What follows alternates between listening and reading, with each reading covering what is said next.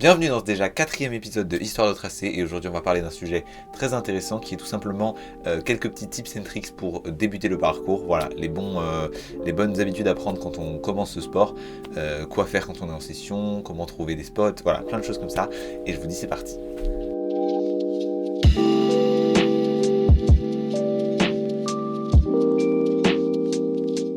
Alors pour commencer cette vidéo, on va tout simplement parler des premiers petits moves à apprendre. Donc on peut penser notamment au saut de chat, qui est le passement de base, qui est un petit peu technique à apprendre quand même au début, parce que voilà, les jambes encombrent un peu les bras, on a peur de se prendre les genoux dans l'obstacle. Donc ça c'est un bon début déjà, c'est une bonne base à avoir, savoir faire un saut de chat, savoir faire un speed, un dash, voilà, quelques petits passements de base comme ça. Vous savez déjà à partir de ce moment-là, aller d'un point A à un point B plutôt efficacement si vous avez un petit muret devant vous. Donc ça c'est déjà une très bonne base à prendre. Voilà, donc je vous conseille de vous entraîner sur ça quand vous commencez. Ensuite, ce qu'il ne faut pas négliger au début des sessions, c'est tout simplement bien s'échauffer, bien préparer ses muscles à faire cet effort, puisqu'on sait que ça tire beaucoup sur les tendons et sur les muscles de fer du parcours, notamment sur les sauts de presse dont je vous avais déjà parlé dans une des dernières vidéos. Il y a une flexion du tendon d'Achille quand on fait un saut de presse si on positionne bien ses pieds. Donc ça c'est un bon moyen d'amortir, mais ça tire quand même et ça peut faire mal si on pousse un peu trop. Donc faut qu'elles soient bien prêtes, les chevilles, les genoux aussi, un petit peu les bras si on va commencer à faire des planches, mais ça devrait aller normalement, il n'y a pas trop de courbatures au niveau des bras, j'ai remarqué. Enfin vous pouvez me dire si j'ai tort dans les commentaires, mais je pense que c'est plus au niveau des jambes et des chevilles qu'il va falloir s'échauffer, les bras ça devrait aller. Et aussi oui, tout simplement, plus il fait froid, plus il faut s'échauffer, ça me paraît un peu logique. Voilà, faut préparer vos muscles à une bonne température pour commencer à faire des efforts. Ensuite, une grande question qui revient souvent juste dans le monde du parcours en général, c'est comment trouver un bon spot. Parce que c'est peut-être un des plus grands challenges quand on fait du parcours. On se demande toujours où est-ce qu'on va aller pour pouvoir bien s'amuser. Surtout qu'en plus, au bout d'un moment, les spots, on les a trop faits et il n'y a plus rien à faire. Donc il faut savoir varier, trouver des nouveaux spots. Et là, j'ai une très bonne solution pour vous. C'est tout simplement une application permet de trouver des spots partout autour de Paris principalement, mais il y en a partout en France. Mais en tout cas, c'est pour l'instant une très petite application, il y a très peu d'utilisateurs, donc je pense qu'on est même capable de faire un peu de promo, donc si vous voulez aller checker leur application, c'est vraiment très bien. Et vous pouvez ajouter vos spots, si vous connaissez des spots autour de chez vous, qui sont pas mal, qui sont pas encore sur l'application, vous pouvez les répertorier et mettre des petits tags, par exemple, s'il y a des chutes mortelles, si ça glisse un petit peu, voilà, s'il y a de la sécurité aux alentours, vous avez plein de petits critères comme ça. Et nous, ça nous a permis de trouver le spot de Saint-Ouen avec cette vidéo-là. Et aussi, tout simplement, une autre manière de trouver des spots, c'est simplement de chercher sur internet. On pourrait penser qu'il n'y a pas beaucoup de sources à ce niveau-là, mais si vous avez une ville dans laquelle vous savez qu'il y aurait éventuellement des spots, vous cherchez tout simplement le nom de la ville avec les spots, et il y a pas mal de personnes qui ont répertorié les adresses précises pour ces spots-là, notamment à Noisy-le-Grand dans notre dernière vidéo. J'avais trouvé ça en tout cas personnellement sur internet. J'avais tout simplement cherché spot parcours à Noisy-le-Grand. J'étais tombé sur des forums de 2006 avec des gens qui avaient fait du parcours dessus, voilà. Et ils avaient répertorié les spots avec leurs adresses. Donc j'ai juste été un petit peu sur Google Earth, j'ai trouvé les spots, je me suis baladé un petit peu, j'en ai trouvé d'autres. Ça nous a permis d'enchaîner les spots à fond pendant la journée, surtout qu'en ce moment il fait nuit tôt, donc vaut mieux avoir prévu tous ces spots là si vous faites une vidéo. Et même la nuit c'est pas pratique pour faire du parcours tout simplement. Donc voilà, je vous conseille d'aller chercher sur internet et sur Horizon. C'est plutôt pratique et ça permet vraiment d'enchaîner les spots sans s'ennuyer. Il y a aussi un autre problème qu'on rencontre quand on fait du parcours, c'est tout simplement trouver des coéquipiers. Parce que faire du parcours tout seul, j'en ai fait l'expérience, c'est pas très amusant, vraiment. Vaut mieux avoir une team ou tout simplement un groupe de potes avec lesquels en faire. Ça se voit notamment du fait que tout le monde a une team pratiquement. Enfin, je veux dire, le Wheezy Gang, Storor, tout ça, c'est tous des teams, Bail de Russe. Donc c'est bien d'avoir un petit groupe avec lequel se balader en session. Et donc nous on a trouvé une petite technique, c'est tout simplement, c'est pas compliqué, c'est tout simplement d'aller dans des salles de parcours. Donc vous prenez une entrée, vous y allez, vous sociabilisez avec des gens et vous ferez plein d'amis, ça c'est assuré. On a dû se faire 10 ou 15 amis comme ça, on a rencontré plein de gens, ça nous a permis de faire des sessions avec eux, c'est très pratique.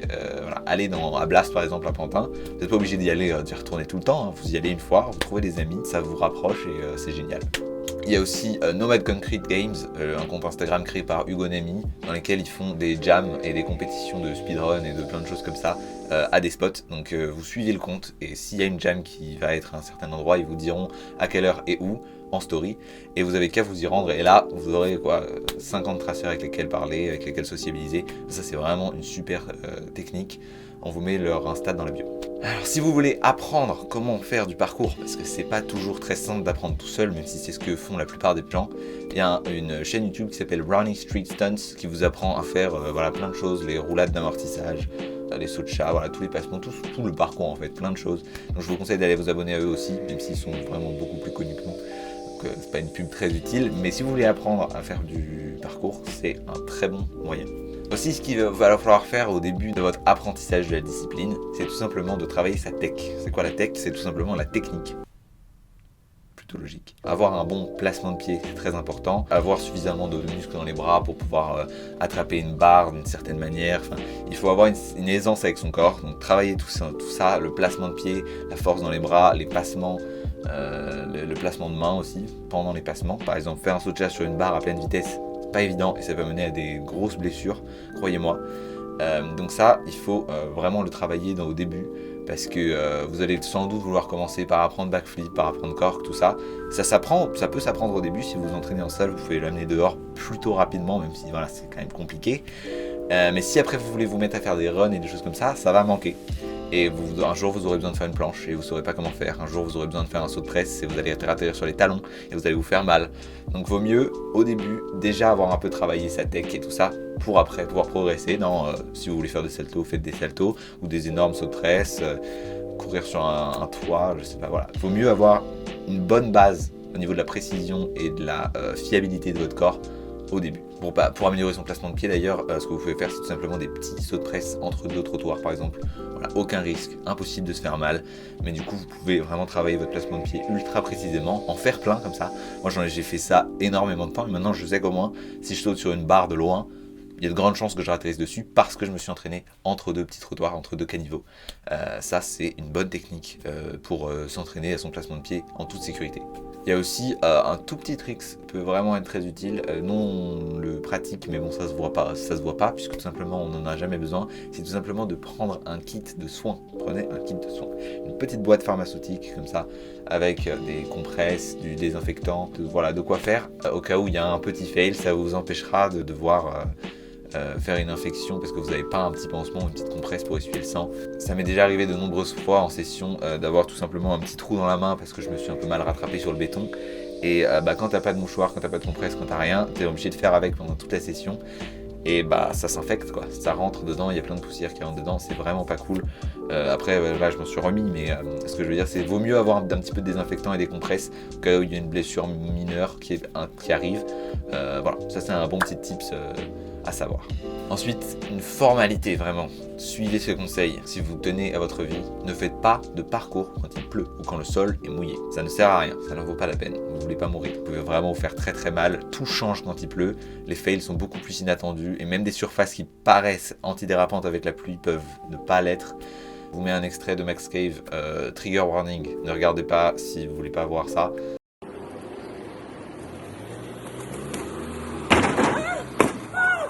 Voilà ce qui peut arriver si vous glissez d'un toit, là, en l'occurrence, mais ça peut arriver à plein de moments. Moi je sais que je suis déjà tombé plutôt violemment sur le sol à cause d'une barre qui était mouillée.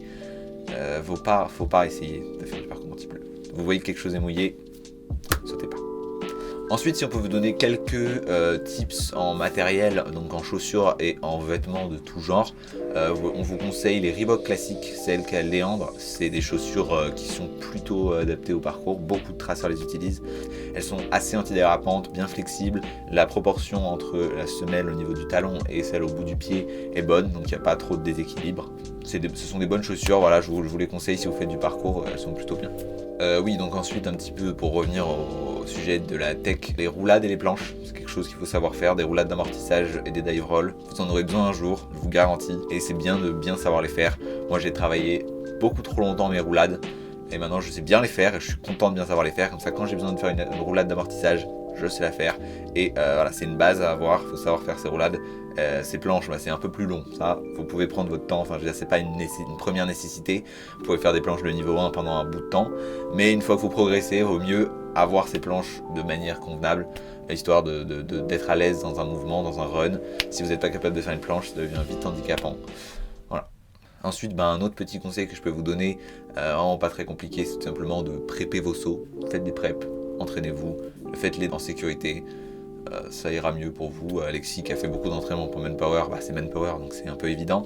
Mais voilà, entraînez-vous avant un saut. Si vous avez un petit peu peur, il n'y a pas de prep ridicule. Même sur un saut de 9 pieds que vous savez que vous avez, mettez-vous sur le sol et faites 2-3 sauts de presse de 9 pieds. Comme ça, voilà, vous prenez la confiance. Ça, c'est très important. Soyez toujours en confiance quand vous faites un saut. Si vous pensez qu'il y a moyen que vous ratiez un petit peu, faites une prep. Personne ne vous en voudra. Enfin bref. Oui, alors aussi, un autre petit tip que je crois que j'ai déjà évoqué dans les risques du parcours, c'est de tout simplement calculer les éventuelles directions dans lesquelles vous pouvez tomber. Vous arrivez sur une barre, imaginons. Qu'est-ce qui peut se passer si vous perdez l'équilibre dans chacun des sens dans lesquels vous pouvez tomber? Est-ce que vous pouvez vous rattraper? Est-ce qu'il faut faire un 180, faire une pompe, je sais pas, faire une roulade? Calculez ça avant les sauts, s'il y a un éventuel risque, si quelque chose d'un petit peu sketchy. Pensez à comment ça peut aller mal et pensez à comment corriger ça à l'avance. Comme ça, quand ça arrivera, si ça arrive, vous saurez quoi faire. Très important. Par exemple, au saut de bras que j'ai fait au-dessus de la scène, dans cette vidéo-là, j'avais un petit peu calculé si c'était possible pour moi de retourner en arrière. Donc c'était très sketch pour moi de retourner en arrière, il valait vraiment mieux pas. Pensez à comment ça peut aller mal pour que ça aille bien. Ensuite, un conseil aussi tout simple, vraiment, juste ne vous mettez pas de pression. Si vous pensez qu'il y a moyen que quelque chose aille mal, ne le faites pas. Ça va aller en fait. Vous rentrez chez vous, vous le referez un autre jour, il faut vous entraîner, préparez-vous, ne vous mettez pas la pression. Je pense notamment à des personnes qui ont fait Manpower avec beaucoup trop peu d'expérience. Non, c'est un saut très compliqué Manpower, c'est un saut mythique. Faites-le quand vous êtes sûr que ça va bien se passer sans problème et que vous savez faire des roulades à une hauteur de 4,50 m. Voilà. Moi, j'ai pas lancé Manpower alors que mes sauts de fond ils sont déjà très bien parce que je ne suis pas 100% confiant. Tu vois, et personne se fout de ma gueule tous les jours en me disant tu n'as pas fait Manpower, je vais bien, je suis vivant, je suis pas mort de honte. Et ne vous mettez pas une pression si vous vous dites ça c'est trop simple, tout le monde le ferait, pourquoi je le fais pas? Alors si évidemment vous savez parfaitement que vous l'avez, mettez-vous un peu de pression, c'est logique. Mais s'il y a un risque que ça aille mal, vaut mieux ne pas lancer quelque chose. Voilà. C'est pareil pour les saltos, hein. Vous vous entraînez vos saltos en salle, en bac à mousse, faites-en des dizaines, des centaines. Et puis ça viendra un jour sur du dur, pas la peine de se niquer sur du béton et de devenir tétraplégique, ça sert à rien. Entraînez-vous en salle autant que vous voulez, personne ne vous en voudra. Ce que vous pouvez faire aussi au niveau du renforcement musculaire, c'est des squats, des dips et des tractions. Pour les planches, c'est bien les dips et les tractions.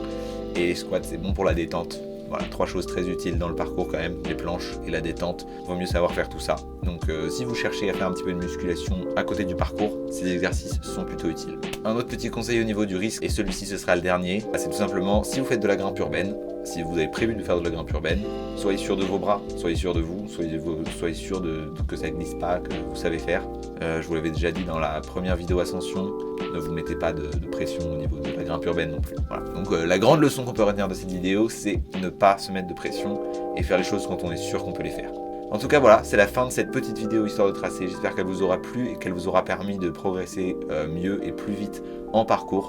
En tout cas, si vous êtes nouveau dans la discipline, bienvenue et n'hésitez pas à vous abonner à cette chaîne. Alors on fait plein de choses autour du parcours, des vlogs, des conseils, on fera éventuellement peut-être des tutos un jour, on ne sait pas.